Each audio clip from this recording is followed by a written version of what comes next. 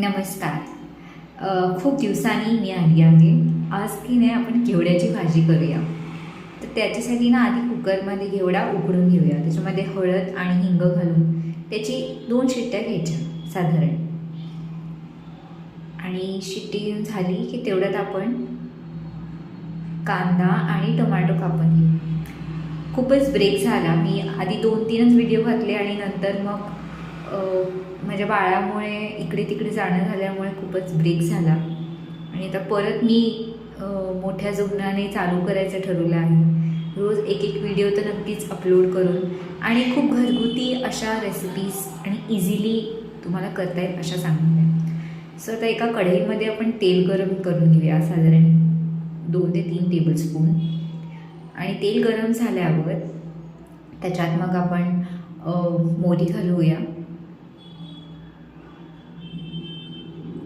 मोहरी तडतडू दे. मोहरी तडतडणं झालं की त्यात आपण ना मी थोडासा वाटलेलं धणा, जिरा आणि बडीशोप ह्याचं थोडंसं वाटण आहे आणि त्याच्यात कढीपत्ता टाकूया.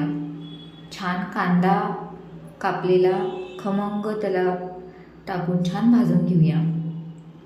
आणि ना मला माझ्या रेसिपीजमध्ये थोडीशी कोथिंबीर आधीच टाकायला खूप आवडते.